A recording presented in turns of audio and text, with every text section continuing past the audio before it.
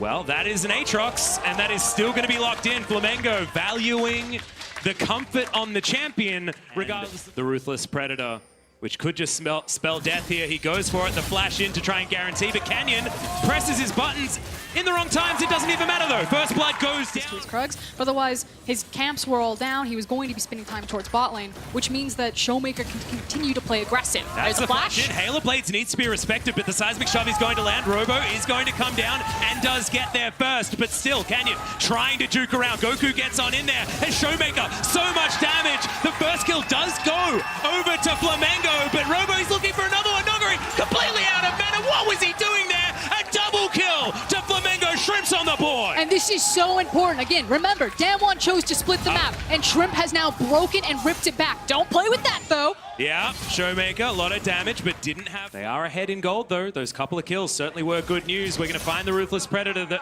though, as Canyon looking for it. Infernal Chains land, but it's going to be onto the Crocodile, and they don't even need the seismic shove until the very end.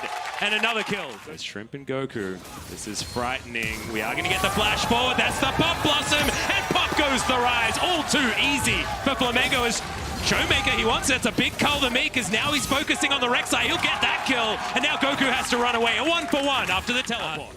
Frosker, and this is Canyon on the bottom side of the map. I've never seen this before as Beryl's going to dive forward, wants to get the stun. The seismic shove avoided just so narrowly. Lucy, oh God, the turnaround for Flamengo. Confidence plays that were answered with the same level of confidence as Noguri.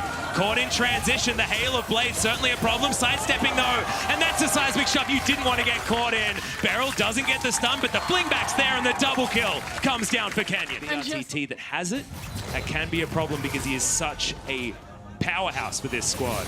Bit of a dive top side though, as that's another seismic shove. You've got to be looking for them circles. End of Showmaker. Well, Cloud Drake is going to be taken here by Flamengo comfortably, 10 minutes into the game. Now Shelly has reared her head in her own pit. We'll see whether we do get any swaps. Canyon was still topside, waiting for another counter gank, as we are going to have Beryl. He face checks, the hook is going to land, the playback's in, and he just explodes. Lucy to the lane, and it looks like we're finally going to have the swap come in. You can see BRTT Lucy, they had that clever little trap play. They're now walking up top here, but Rift Shield is going to be the next objective on the table, and Showmaker after this back is going to be a really big deal. With our, I believe, 8 of them that we had yesterday. It was a ludicrous amount of Ocean Drakes. For CC setup. Gonna try it again. If you don't succeed, bring a friend and try again as Noguri, 4 people around him, and he should get taken down, but Seraph's had completed. He survives for a little bit longer, and now Showmaker jumps on top of Shrimp. Pop Blossoms there, finds no one as Beryl looks for the reset, but doesn't get it. The Void Seeker comes from the back end, and Nuclear locks him down as Showmaker is underneath the turret, feeling comfortable, but now Robo's turned up. If he gets some of these kills, it's going to be so huge, but he can't find any. Finally, the root comes in, and Goku locks down Beryl. But it does buy time in the end for Damwon Showmaker to get the spot tower. Yep, Showmaker here available. And this is the formation that Damwon are going to continue to throw out. Again, it's pairing up either the support or the jungler with this Renekton somewhere. Something like that is not a gold lead that you can really hang your hat on, as Beryl going to be face checking, gets snared up immediately, but that's a great bone skewer as Shrimp goes gold and wants to take the Latin, but can't. Great timing on the shove there, as Lucy going to be taken down so damn low, and Nuclear dives into the back line. Blast Cone is god tier, and I don't think it's enough as just the edge of the Kulbamik there from Showmaker locks down the kill. Good side step, but the root's in, and BRTT is going to be taken down. Pop Blossom under 3 members. It's a big one, but the death from below is going to be in, and Showmaker locks down the Nico as well. The flash from Noguri is so... Rapid fire wasn't completed in the last fight. BRTT completed it upon death, and that's the reality of able to avoid the engage. I'm going to say that I think Canyon's ultimate actually closed Showmaker around from the flank, but they immediately used the Rise ultimate. They're now on the Baron. That is a Mountain Drake. Yep, Realm Walk towards the Baron pit. We'll see whether they got enough damage, and they certainly do. The Baron is dead in about 4 seconds.